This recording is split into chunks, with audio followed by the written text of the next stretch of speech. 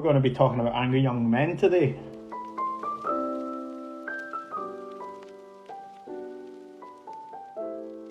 There he is. How you doing, buddy? How you doing, mate? You alright? Thanks for having me on. I'm good. I'm good. Aye, good. How are you? You had a good day? Everything's good, mate. Everything's good. How about you? Can't complain, mate. Can't complain. Just been working all day. Finally in. I've been chilling now. So, aye. Gotta go and see that X tonight. I'm looking forward to that, actually. You seen that yet? No, I haven't even heard about it. No, I haven't heard about that. Nah, it's a slasher film to do with a couple of filmmakers who are in the adult industry, right? And basically they're filming adult films in the middle of nowhere until these adult, the elderly, find out about it and they just go hunting for them. Yeah, that's the one. I have heard of that. That'll be good. Yeah, so I'm looking forward to that. So, aye. So I still need to see that in Phantom of the Open. So nice. That'll be good, man. Aye, well, obviously because golf's my thing in that. With what's it? Rylance. Mark Rylance is in it. Aye, I've seen that. No, that'll be good, man. That'll be good.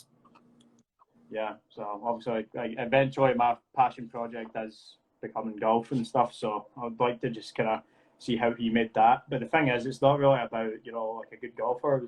It's actually to do with like a massive kind of flop of a golfer. The guy just had big inspirations and basically like an Eddie the Eagle, but golf kind of thing. Oh. But good feel good story. So I'm looking forward to it. So yeah, I want to talk about Angry Young Men. So first impressions, mate. I must admit, I really enjoyed it. There's a lot I really want to talk about, but the first thing I want to kind of mention about the film itself is that did you intend the film to be this funny? Well, it was written sort of like serious, and kind of like a bit of irony in it. So the jokes were written in. I think some people might have picked up on other bits and bobs, but a lot of the comedy was written in, and obviously the stuff we've done before, the sketches and stuff, have all been comedic. So that was the intention for a lot of it, but try to kind of mix that and a bit of adventure with it. So that was the goal, at least.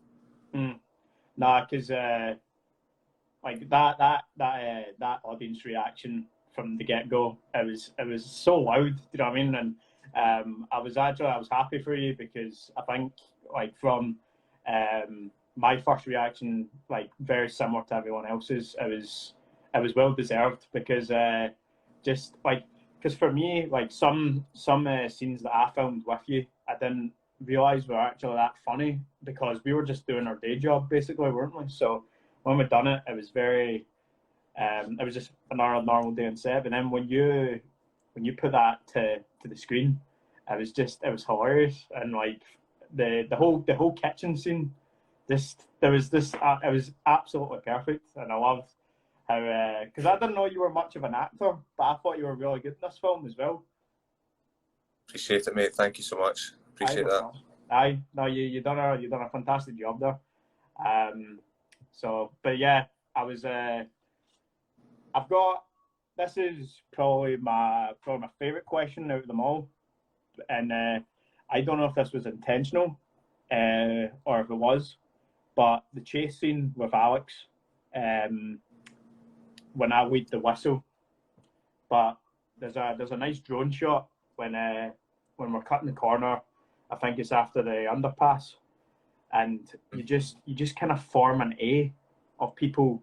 Like kind of like from the drone up, you can actually form like a wee A. Do you know what I mean? I don't know if that's just unintentional or if it was intentional, but it was just for some reason I looked at that and I was like, he just formed like a wee A in this like chasing, and I thought that was quite like genius to an extent, but I just didn't know if you meant it or not.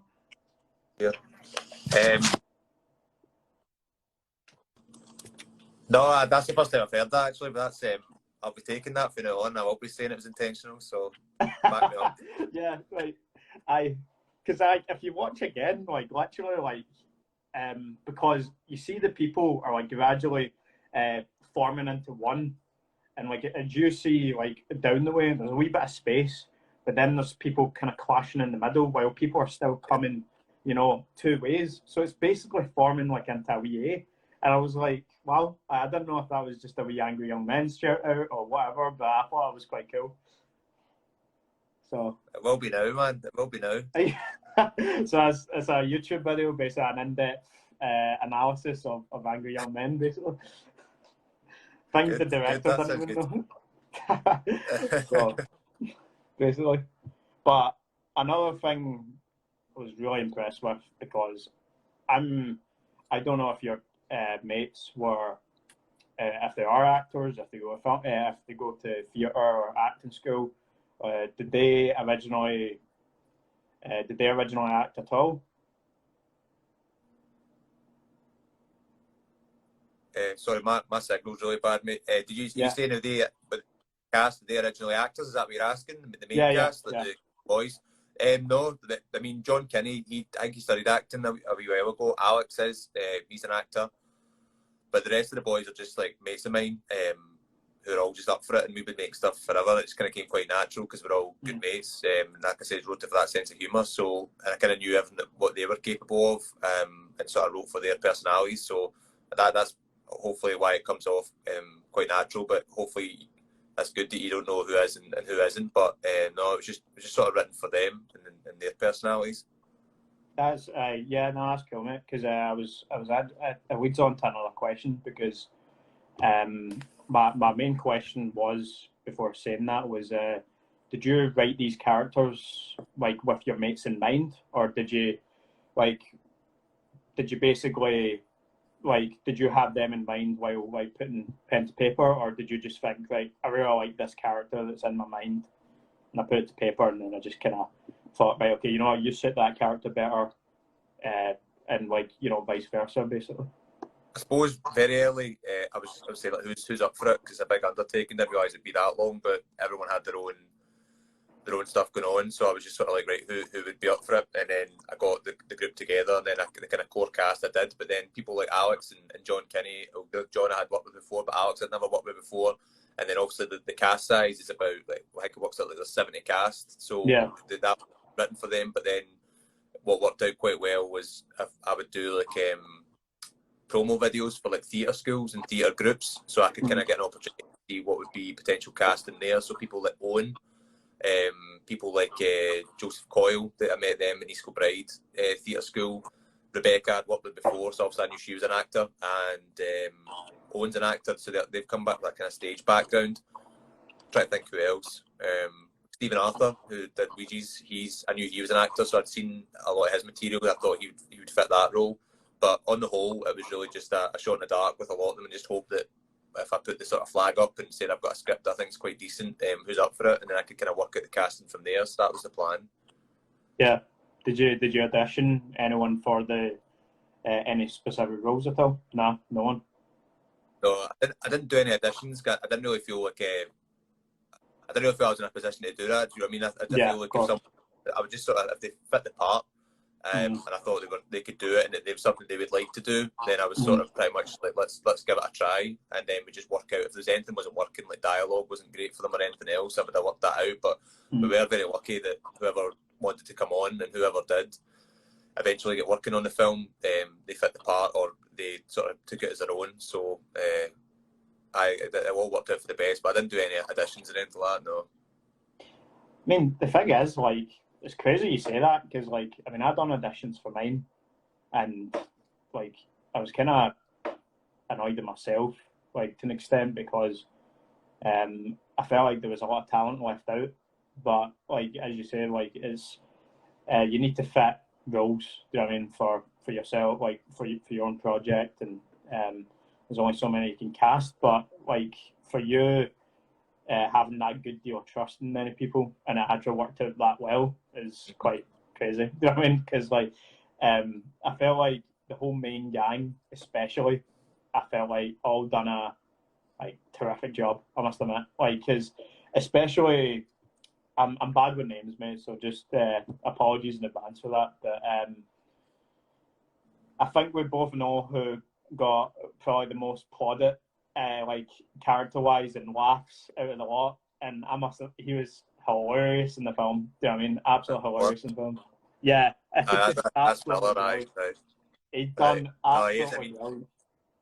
There's obviously, he is like, he's funnier than that in person, and he's like, all the boys are, and they've all got their own things that make them really funny. But like, he's an amazing storyteller. He's somebody that takes like dialogue and stuff, and he does his thing with it. And he's phenomenal. But all the boys are, and like, some of them are drier than the others.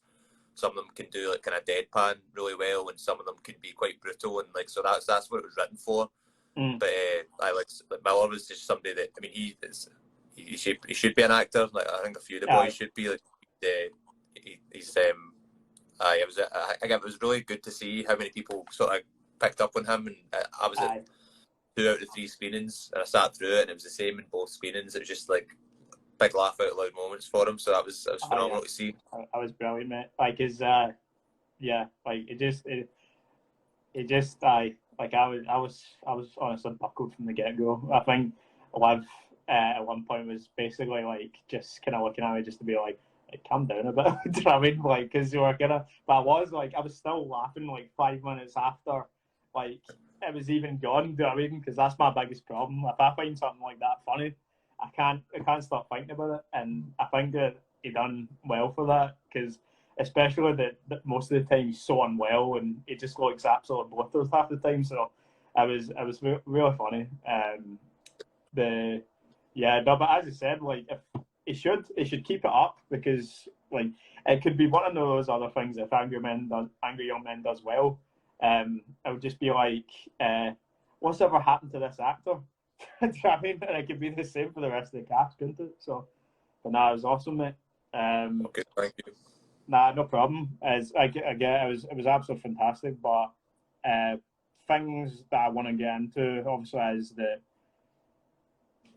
like that was one thing. I think you already covered this specific question. It was basically getting people for these fights, because obviously you had a lot of people in mind, like people with it. And for me, it's the biggest struggle, getting a lot of extras and like kind of setting up huge, fight scenes. But obviously commitments for other people in that, and time, travel, it's a big thing. Do you know what I mean? So I found it I find that a challenge to attract people. But it seemed like everyone I talked to every time that I was there just seemed committed and seemed like they were enjoying themselves every single time. Do you know what I mean? So, but the people, as I said, I was well welcomed, mate. Like, I remember we had the wee night scene we shot, the milk run, basically. Mm-hmm. And with Miller, and that was the funniest thing ever, because like we named a group chat after that, didn't we? Because of these guys screaming bastards and that as well, didn't we? I know. The pleasures of it all. Yeah, exactly. Just filmmaking in Scotland in total, isn't it? It's crazy. No. But yeah, like, I'm gonna ask, mate, what was the most challenging scene, and what was the most longest scene you've shot? Probably both would be the scene out the back door, the pauper scene. That was because it was about 10 pages of dialogue, so it probably is the longest scene.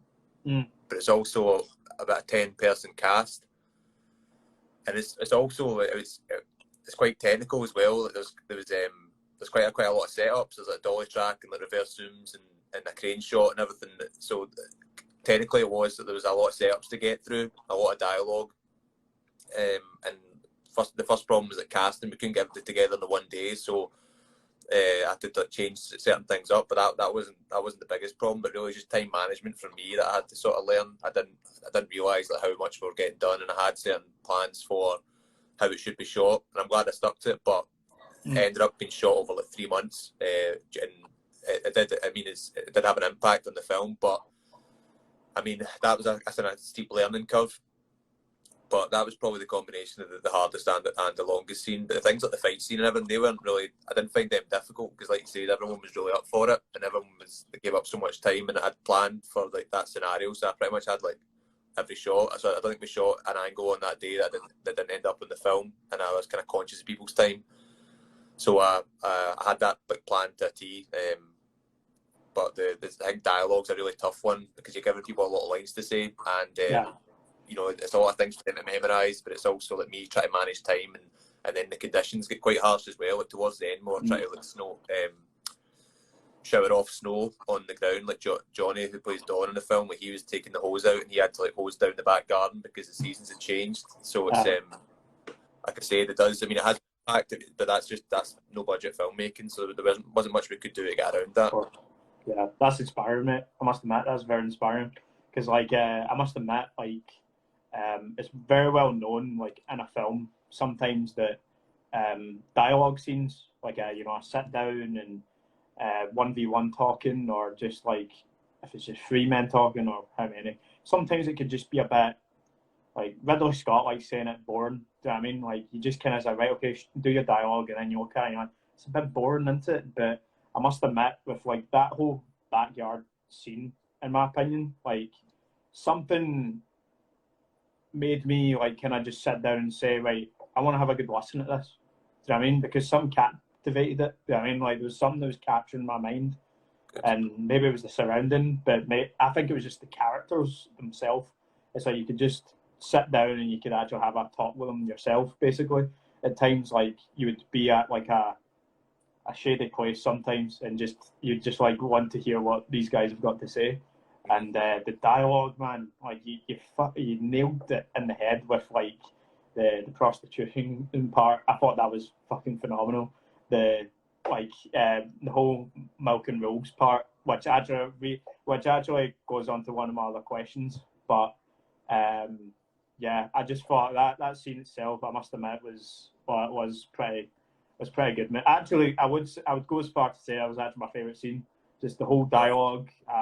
I feel like it's one of those ones that if I was to sit down and watch it a few times, I would probably know it off the top of my head, just because I actually enjoyed it. Do you know what I mean? So that's how I kind of watch my films and that. Do you know what I mean? So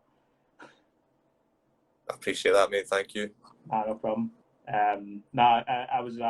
I can imagine, as you said, though, like, and it's crazy. You were saying continuity issues with that whole thing, like when you were sitting down at Glasgow Film Festival. But I must admit, I didn't really see anything wrong with it. So I think we do get too caught up about the continuity situation, don't we? Because like you just kind of worry just in case like something does happen. Do you know what I mean? Because like it happened to Game of Thrones and all the rest of it. Do you know what I mean? Like it can happen to anyone. Do you know what I mean? So I know, but I think there's certain things out with your control, and you just hope that if the story's there and it's not the opening scene, or you're kind of caught up and you're also introducing new characters as well, so you're hoping that that's not where your attention goes first. But I mean, again, as I said, you kind of make the decision, whereas like, do you throw it all out and do you get caught up in all of them, or do you just go and say, well, that's the way it's going to go, and we'll see when we get to editing. But I mean, the problem is you do that or you do something that's very doable. So say, for example, it's like do what's within your grasp. But as you say, the easiest thing to be would be to have me sit in front of the camera and give a 90-minute monologue. That's probably the most doable feature film you could make.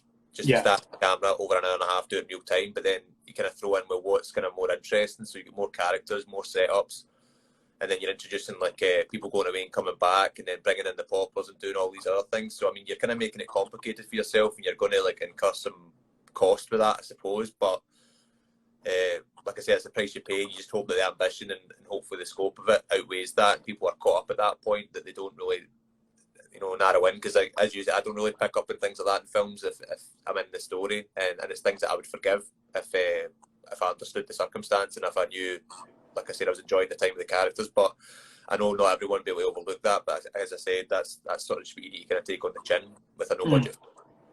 Yeah, of course. No, definitely, mate. It's I think that's where we struggle a lot with Jacob Tyler. Like sometimes you actually do just have to realise that you're shooting a nearly 100 pages long screenplay, and time is always against you. Do you know what I mean?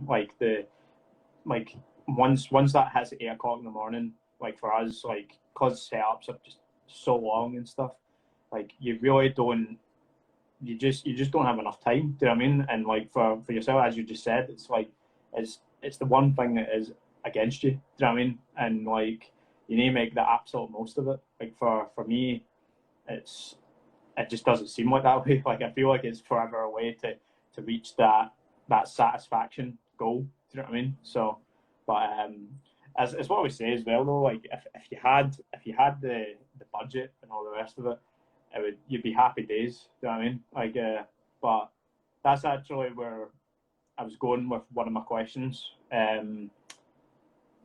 Say you had an unlimited budget, right? Are you reshooting Angry Young Men and just seeing how well can I make this movie, or do you save it up and just say, no, you know what? Sorry, mate. I've got another passion project in mind. What are you thinking? Do you think you would put it on Angry Young Men, or would you put it on something else? I used to, before I made Angry Young Men, if I had somebody say to me, "Here's a budget," is that what you're saying? Aye. I don't know, because I don't write screenplays. I don't write like scripts with like multiple films in mind. I kind of if I've got an idea for a film, then I'm sort of all in and I'm hoping to get it made, and that's the only way it will motivate me to write it. So I don't know. I don't have like things waiting. I'm like, oh, this is the day I'm waiting for the money to come. So maybe I should have more options. I've got a few ideas for films, but I wouldn't write a completed screenplay. If it was now, and I had, or maybe not now, but if there was a case when it came up and they were saying there's no, like, you pretty much name your budget, I would like to do a sort of medieval like kind of film, maybe involving like the Vikings and having like a female lead, and based in Scotland, and have like a real kind of war film. That would be right now anyway. That would be the idea that I would have. But I've got a few other ideas that wouldn't require a massive budget. Like my next one, I wouldn't need a huge budget. But again, it's like if you attract a star, which I'm learning is like that's kind of what you need to look at, and apparently for distribution and everything else, that's what they're looking at. They're looking at a global marketplace and who's got a name and all the rest of it. So I think first and foremost, just try and write a decent script. But I don't know. I mean, I'm not that concerned with budget. I'm not like right now anyway, like CG and the rest of it. I mean, I'm not that bothered. But hopefully, if you can just kind of write decent characters and get across in the dialogue and have a decent like DP and all the rest of it, and you can just do something interesting to the camera. That's sort of my main focus. But I would just work with recommendations, I think. Aye. Yeah, no, absolutely. The kind of thought of it is like, see, you have that unlimited budget, for example, to get like, you know, maybe actors you want to get, like, I mean, to be fair, like, there's not a good deal I would change in this film. Do you know what I mean? Like, even if you were to keep the same cast and the same everything, but basically like to value time, because you mentioned like the 6-year process of it is a big one. And you must have thought to yourself sometimes that it's like, I'm desperate to get this done. Do you know what I mean? Like, I'm desperate. So to kind of use the money in the budget, it does kind of save you a lot more time, doesn't it? Because like it can kind of buy you more time with, like, you know, the payment of actors. Basically, you know, it actually kind of it gives them a wee bit more hospitality as well. Do you know what I mean? So. I mean, that's definitely something that I need to keep in mind as well. And like, because I kind of had everything I wanted to get done, it's my baby and everything. I'm loving it and I'm involved when I'm filming, and I've got a lot to do. But you're forgetting that a lot of people are sitting about in the freezing cold, and you're not sitting on a spread for them. You're not giving them somewhere warm to sit, and I'm asking them. So I kind of definitely feel taking a lot of liberties. I don't know. I think you can feel like definitely some like actors' well-being as well, and like remembering that even though I'm really busy and I'm like really involved and focused and engrossed and all the rest of it, that like kind of the actors that they need to, like, better looking after. So that's something I need to kind of get on board for the next one, definitely. Oh yeah, mate, it's a tough gig. I mean, like I think you were lucky to an extent that, you know, your mates were up for it. Do you know what I mean? And they understand, like, because you've got that, you know, bit of support behind you. Do you know what I mean? So. I think when it comes to Jacob Tyler, that I got lucky, you know what I mean, with my cast members, because at the end of the day in this industry, like, we're all helping each other out, you know what I mean? So like to make what we want to do, because it helps people for their show reels, it helps us for our show reels, and the film that we want to make, basically. So it is good, and like I think at the end of the day, the right people will always be along there to kind of help you in the first place. Do you know what I mean? So That's why I think that it depends. Like, obviously, some people have something to gain, but like, for example, I had so many friends and people who are just doing me a real solid, and they've got like big jobs and they've got kids and they've got like partners and they've also got like nights out and they've got like other interests. I mean, you have to give up their weekend, freezing cold mornings and turn up.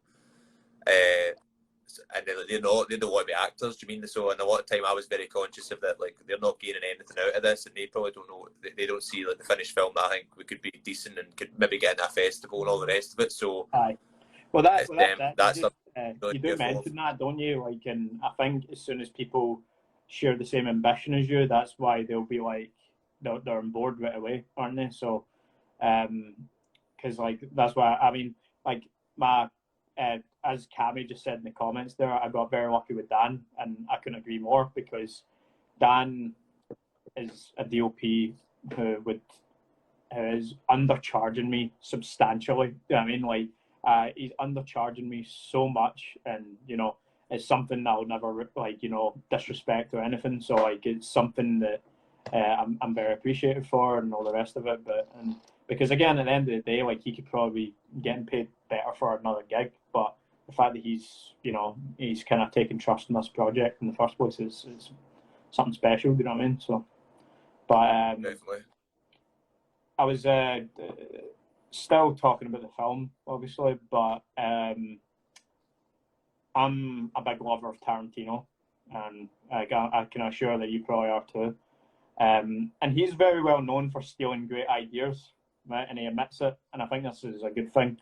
That he's great at stealing ideas from other movies, and kind of adapting his own way of doing certain scenes himself. Was there ever a point that you saw certain scenes from movies and you thought, do you know, I've got a fucking great idea there, like you could do something similar with that with Angry Young Men? Not consciously, but I think what the Tarantino is, he's got all that at his fingertips in terms of like his references, and he can name a full IMDb list like off the top of his head for every film. That's just, he kind of works a lot differently. So he's maybe just someone who's more transparent with it, and more people probably just wouldn't admit it, or probably wouldn't even recognise like certain things in their own films. I didn't have any kind of conscious, or here's my homage to Scorsese or anything like that. I didn't have stuff like that, but like definitely sort of the energy of it, or the tone of it. I was thinking that, okay, this is like, if you can achieve something like this with how you move the camera, or here's how this person captures like set pieces, or here's how you get something that's like makes it feel like a bigger film than it is in terms of camera movement and certain things like that. I mean, Lord of the Rings and everything, like how you capture scale and how you all the greenery and stuff. But there was never like anything where I was like, oh, this is that film, or that's that. I think when I watched the film, it was very original, to be honest with you, because I don't think I've kind of seen a movie like it before, because you quite understood like its whole meaning towards it and all the rest of it, and I was quite impressed by it, because it's just like a film that never would have came to my mind to even make in the first place. But I like how you kind of. It was basically, it's a personal thing, you know what I mean? Like, growing up in that whole situation, like feeling in a fantasy like kind of side, if you know what I mean. I don't know if I'm wrong here or not, but like I do. I thought it was very original, and it's something that just never really would have came to my mind. It was quite good. But that's you can kind of, the problem is though, you can end up kind of shooting yourself in the foot a wee bit, because maybe what people want more of is the kind of relatability. Like, I went to see Sweet 16 at the 20th anniversary at GFF, and I remember sitting and watching, like, there's something amazing about this, like, that's showing it for what it is. But I don't know, for me, I just wanted to kind of make it more of an adventure and sort of put my own stamp on the area, rather than make it like this isn't about Sweet 16, but just in terms of when I was thinking of the film, I didn't really want to show how it really was, or make it like you're just using the settings and anything else. I just kind of wanted to put my own thing on it. But I mean, I love both kinds of films, but there definitely, it was a case of a surreal take on it. I would agree with that. It was very, I would say so, because like I feel like with mine, like somewhat original to certain parts, but you know, like you can maybe argue, oh, it's been done before and all the rest of it. But I think the most important part of it is very is very personal driven story. You know what I mean? So, and I think that's what I think people will probably realise about it a wee bit more when it comes to it. But yeah, no, yeah,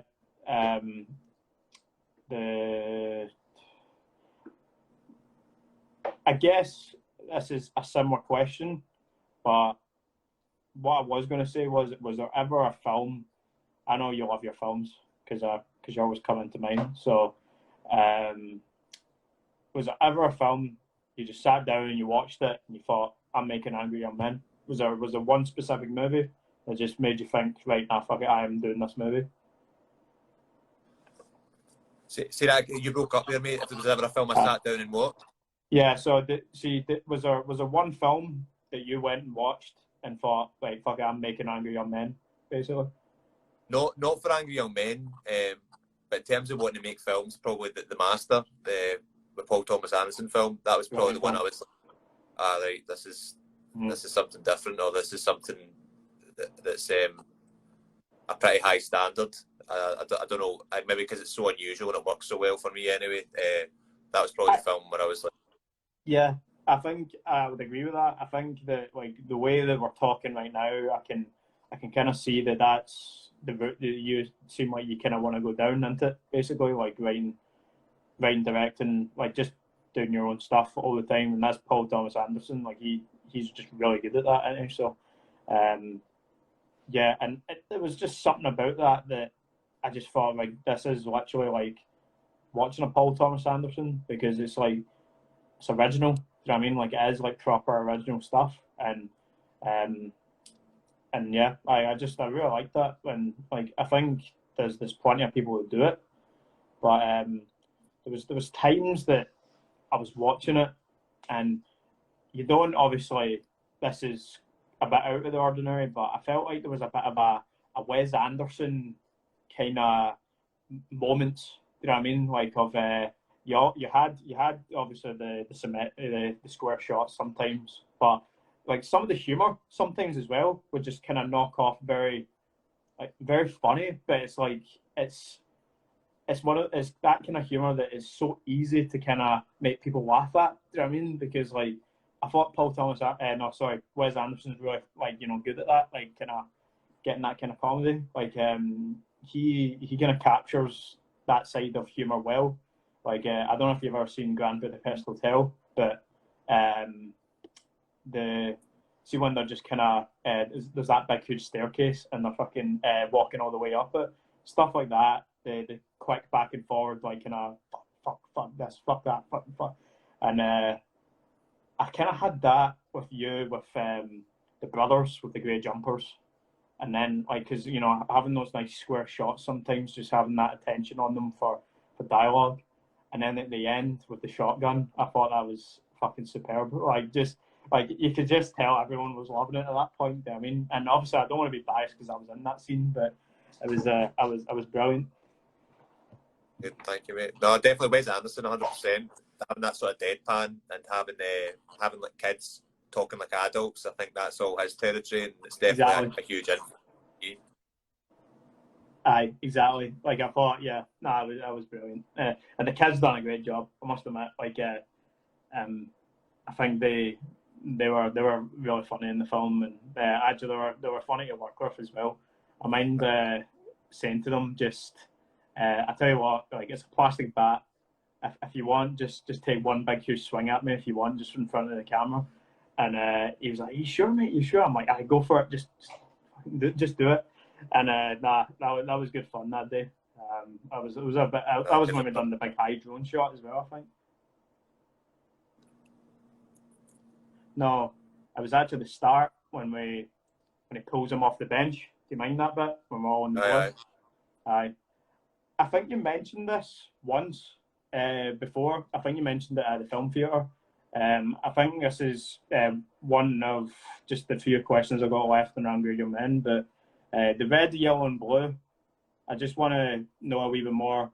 What was the meaning behind that? Because I think you talked about it. Was it to do with like kind of younger life situations, or?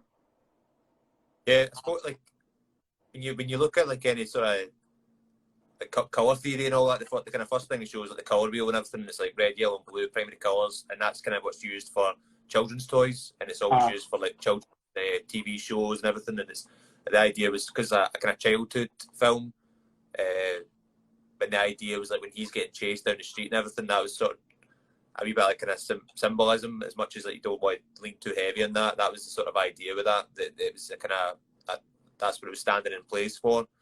Right.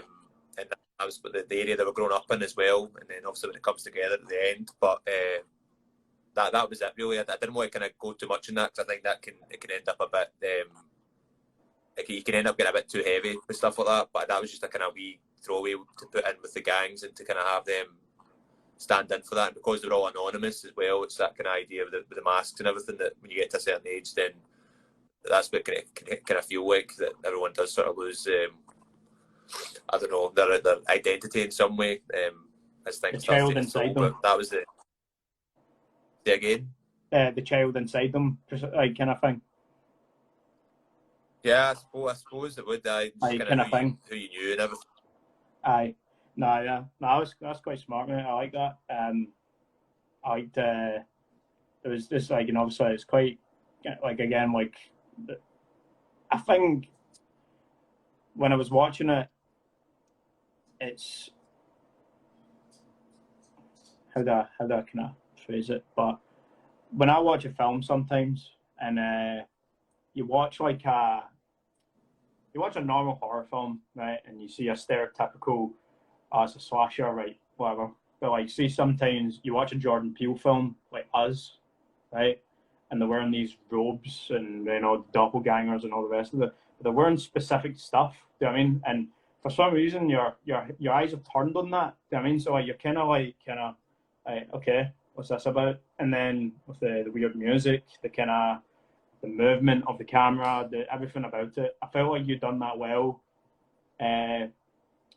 with certain scenes. Like, because I remember because I shot most of them as well. Like, we were just hanging about with it, but basically just kind of like, there was something like very unsettling, hereditary about it, because like obviously your army, like your kind of gang was in the run.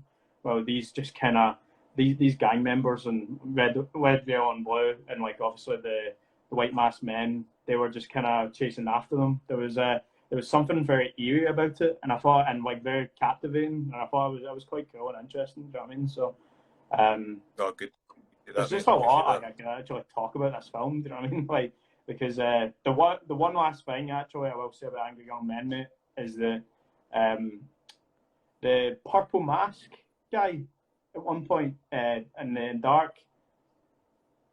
Am I being stupid and like kind of forgetting actually where like he kind of went at one point? Because I know there was the red mask as well. And what were their main purposes in the film? Obviously, they were kind of like, I think one of them were the dads of is it Owen's character? He ends up in the bin at the end. Yeah, so he is actually. No, I remember. Yeah. And the bit, like, I like what you done with the wee drawings, like a kid as well. Like, you know, that was really good actually. It was something really funny about it. Like, but yeah, obviously, and then he gets shotgunned as well with thingy. Like, that bit was genius, by the way. There was just something about it that was just so funny. Like, see when the camera just plans on him with his shotgun. Everyone in the audience just absolutely were hysteric after that, man. It was brilliant. It was a good response. I know it's good that people were kind of. Yeah. Did you like the response, mate? Did you like? Were you overwhelmed by it, or did you?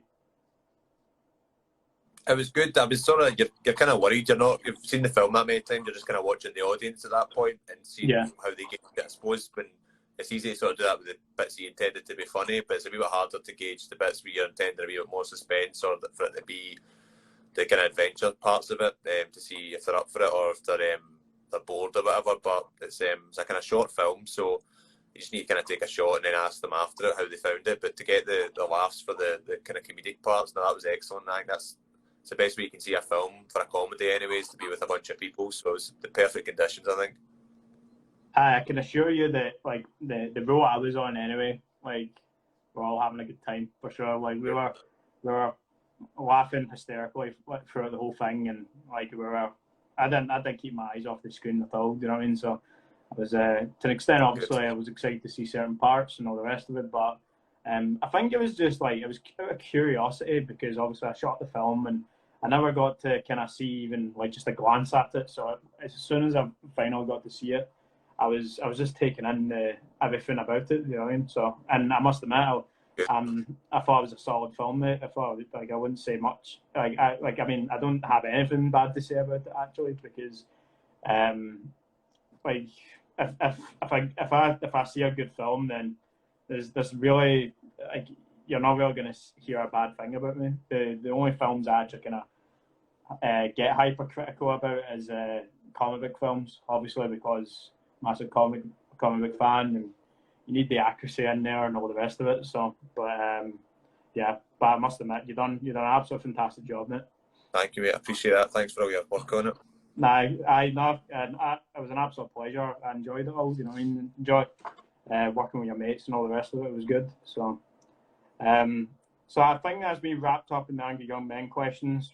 I've only got a couple of other questions for you, mate. Just before you hop off. Because we've never actually had the chance to talk about film with each other, so I've got 3 top 5 questions for you. Now, okay. It seems impossible for many people to actually answer these questions, but I'd like to hear from yourself, because again, like, I think we're long overdue, like a pint or a coffee, just to talk about film, aren't we? So, I want to hear your top 5 directors all the time. You weren't ready for this, were you?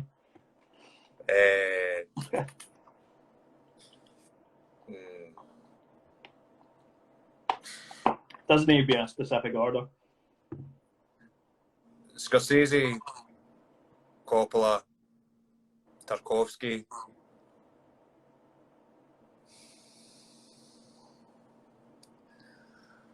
Jean-Pierre Melville,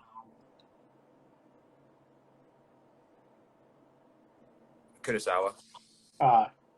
That's solid, mate. I like Kurosawa. I must admit, Kurosawa is like, he was a genius, man. Like, there was, I think Seven Samurai has to be up there with like one of my all-time favorites. Like, because again, like, I wasn't very open to foreign films about maybe 5 years ago, and as soon as I watched one, and I was like, right, I really like this film, and then.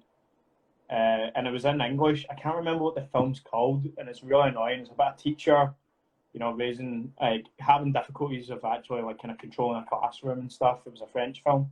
It was a great film. Just like something about it that really captivated me. But then I watched Seven Samurai, and I thought, right, no, I need to get involved more in foreign films, because these are brilliant films. 400 Blows was another one that I thought, like. Again, I'm just going to keep watching them now. And obviously Parasite is now, I think,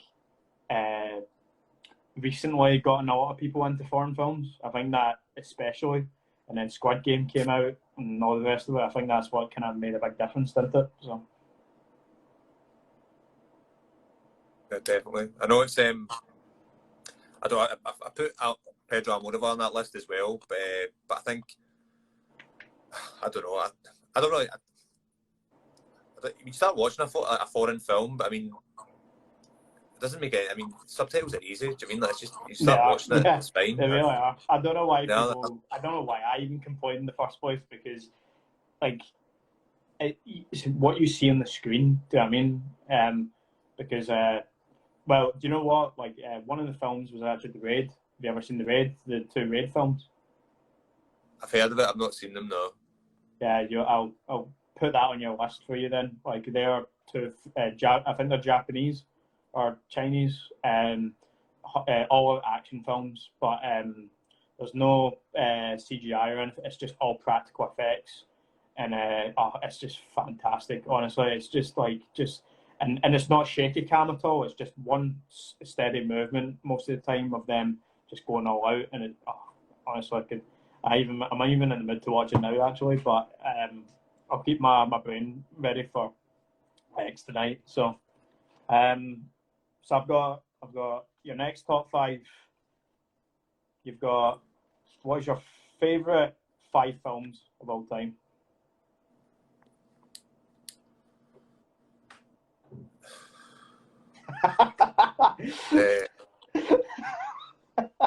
I'm not making this easy, am I? I've done this with Pricey and Gary McCoyle recently. I might change 1 or 2, but say Local Hero, The Godfather, Raging Bull, Army of Shadows, and Ivan's Childhood. They're my top 5. They're solid picks. Like, I was actually going to ask you that question. Like, as well at one point. Like, do you ever ask people what their favourite film basically? No, I don't. No, I don't. No? Really. No, I think depends what mood you're in as well, doesn't it? Aye, absolutely. No, because at my cinema, obviously we have on your name badge you have your favourite film, and which is good. But basically, when I see some films and I'm like, you know what, that's some good choices there, and I like it. One of my managers have Seven Samurai on it, and I'm like, wow, like how you like. It's crazy that you've picked that. And there was this one guy who didn't really last long there, but I had an interesting conversation with him why he picked Super 8 as his favorite film, and I'm like, do you know what? I'm not going to dish you about it because it's actually still a pretty good film, but it's like it's not every day that I hear someone say, "Oh, Super 8's your favorite film." Do you know what I mean? And I really respected that. Do you know what I mean? Like there was just something about it. It was quite a cool moment. Do you know what I mean? Because like. There's just too many good films out there that it's hard to choose from. But I think if you are, I don't know if you want to be quite critical about mine, but if I was to go top 5 directors, in my opinion, I think they're too easy. But I think Spielberg can make any film, so he's in my top 5. Tarantino, obviously. Scorsese has to be in there. And then I would put Denis Villeneuve. He's my favourite, but I just don't know how to pronounce his name that much, but and I think number 5 would probably have to be, I think it is Paul Thomas Anderson, just because I like his, original content and stuff. But top 5 is Prisoners. Prisoners is my favourite all time. Back to the Future, Rocky. So Rocky, Blade Runner, and then I'd probably put The Dark Knight. Probably. I mean, you know what? I would probably replace one of those directors with Chris Nolan, actually, because I don't think there's often that he makes a bad film either. Do you know what I mean? So definitely. Yeah. No, good job. Yeah. So it's like, and I like having that conversation with people because I don't really shit on a lot of people's work because, like, for example, like, I was on a podcast not long ago talking about Jacob Tyler, and people were laughing at the fact that he was talking about I like Adam Sandler films, and I'm like, yeah, do you know what? Like, sometimes I like to sit down and actually just have a wee, just relax the brain a bit and just watch something, daft funny in that. But he's made some pretty good fucking films. And again, like, Punch Drunk Love was made by Paul Thomas Anderson, and it was a great fucking film. I mean, then there's Uncut Gems, which was just phenomenal. Do you know what I mean? Safdies, like, again, like, I think they're just going to keep going further because I thought, again, Good Time was brilliant. So, who basically lifted off Robert Pattinson, didn't they? So, no, definitely. The Wedding Singer's a great Adam Wedding Sandler Singer. film. That's a fantastic film. Happy Gilmore. Exactly. Exactly. Big Daddy. He's made some classics. Do you know what I mean? Great films. Aye, brilliant. Like, Funny People. Have you seen Funny People? I've seen that after. I thought I was alright. Again, oh, what about the Marlo stories? Have you seen that yet? Yeah, it's good. That's good, isn't it? Again, like, I thought it was, that was the film that I finally said, like, these guys can make good films. Do you know what I mean? And like, I'm telling you, like, at one point people were saying, oh, they're just bad, but no one's open-minded enough about the movie industry anymore, are they? Like, I keep hearing people talking about, like, Ridley Scott, oh, he's lost it. Do you know what I mean? I thought The Last Duel was a good film. Do you know what I mean? And a lot of people were saying, it was crap and stuff. Like, I don't know, like, I guess it's just their thing into it. It's like, oh, he's lost his touch. He's only made one good film, Alien. I'm like, are you sure about that? Like, he's made Blade Runner, he's made Gladiator, he's made The Martian, he's made some fucking good films. You know what I mean? No, I agree. I mean, up to the individual, isn't it? It's like, no point in arguing about it. It's like, if you like a tune, you like a tune. Like a film, just crack on. Nah, exactly, mate. Right, your last top 5, mate. Right, now this is probably your toughest one. Top 5 overlooked films of all time. Like, is there ever a film that you've watched and you just thought, dude, that's a fucking brilliant film. No one knows about it. No one talks about it, and I just thought it was brilliant. I don't know if it's like overlooked, because I think it's like it's a kind of cult classic, so it's hard because as you say, you don't know what's overlooked and underrated and all the rest of it. But what Neil and I is a film that I just think is one of the best ever, and it's not really one that comes up in, like, even for British people, you don't really hear many people quoting it or talking about it, and I just think it's such a big influence on, like, Peep Show and all these great comedies, and I think that's a really great film. Another one that's overlooked, I think.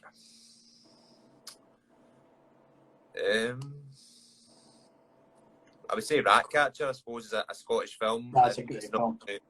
It's a great. I suppose people that are into, like, filmmaking, like, love it. But I mean, in terms of like just other Glaswegians, it's maybe not one that they're that familiar with. And I think it probably should be. I don't think it's like too artsy for people to enjoy. I think people that, like, watch it will enjoy it. But I think another third one. The film Cleo from 5 to 7. Don't know if you've heard of that.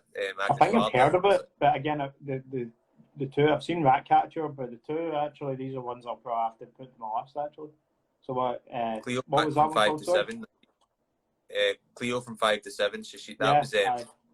That's really good. It's a French film, but I mean, it's like, again, it's not like nobody knows about it, but it's one that I think should probably be a lot more popular than other ones. That's 3. Who else we got? I think.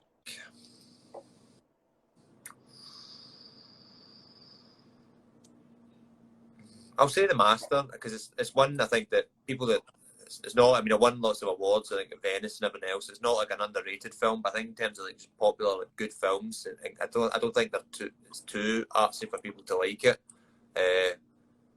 I think it's forgotten about. To be honest with you, I'm not saying that in a bad way, but, like, I think it's a film that not many people remember. Do you know what I mean? Because, like, I think The Master came out in a great year of film.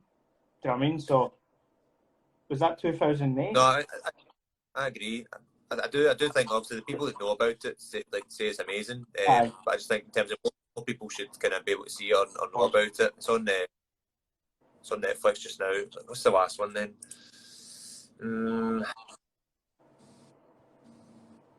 Hunger by Steve McQueen. I think that's one of the best ever. And I think that's one that many people have seen. Yeah, they're solid. Like, I mean, obviously solid choices from what I've seen so far, but I'll need to see those two. Go 9 to 5. I think that as you were saying, The Master, like, there's just too many films that came out in individual years, because, like, you can argue saying, like, there's a lot of honourable mentions as well. You know what I mean? Because, for example, like, no one I know knows Green Room. Have you ever heard of Green Room? Patrick Stewart. No, yeah, I've not seen it. See, again, like, no one's seen that film, and it's a fucking great film. But when you look at the list of films that came out that year, you're just like, well, no fucking wonder, because, like, I think we were living in a time like in like the last 10 years that you were going to the cinema all the time, and like there was always upcoming films, wasn't there? There was always like I mean, one of the Oscars, think about this, you had Spotlight, you had The Martian, you had The Revenant, you had, what else did you have? The Big Short, you had, like, I mean, Mad Max Fury Road. You know what I mean? So like think about those films and think about all the absolute hidden gems that were fucking coming out at the same time as that. Do you know what I mean? And you just like, and people aren't regular moviegoers either, so like they're possibly missing out on their favourite films ever. Do you know what I mean? I know, it's just the luck of the draw. Aye, The Hateful Eight as well. The Hateful Eight came that year as well. So again, another classic. Massive. Aye, but that leads to your last question, mate.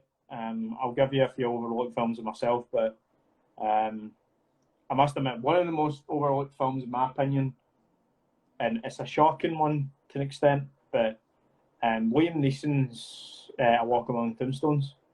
There's a lot of people. Have you not seen it? No. It's just, again, like I took a wee bit of inspiration from it, like the tone, the great tone, and the detective side of it. I did kind of do like a Tarantino on it and Jacob Tyler, but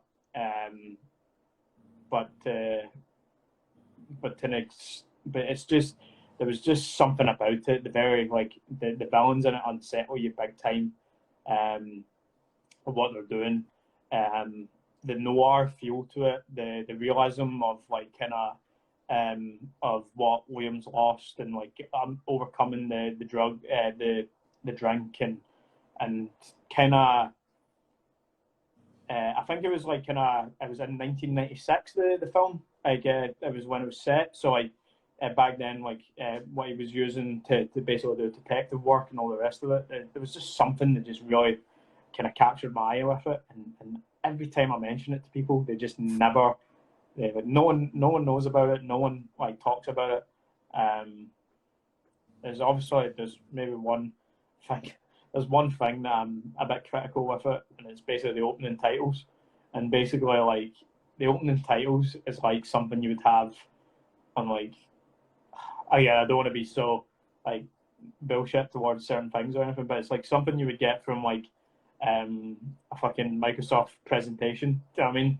Like just kind of so simple, so like kind of just like that. Do you know what I mean? So it was, but other than that, I would recommend you would give it a watch because it is a good film.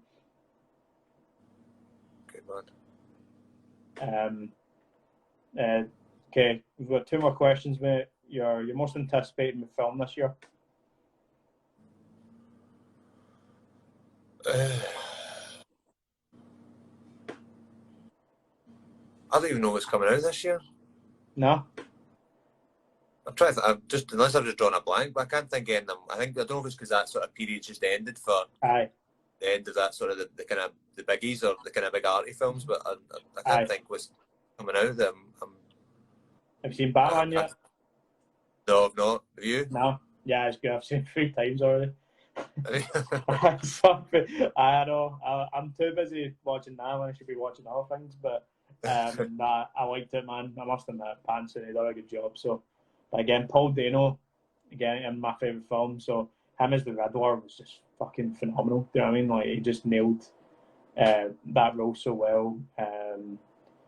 Again, a bit hypercritical about certain things in it, but there was something cool in it that I thought was really good. And there was Pattinson, like his Batman. He's very like kind of what Batman does. He's just in the Batcave, just kind of focusing on what he has to do basically. And he finally comes up to like his house at one point, and the light comes in, and he's blinded by the light. Like it's like kind of he's not used to the light, like a bat basically. And it's just like, oh, gee, like it just shows like how kind of isolated he is in his own world, becoming like, and he mentions being like a nocturnal animal. So I like that kind of vibe from it. But again, like me being critical, I don't know if you've seen the Arkham. Have you played the Arkham games at all?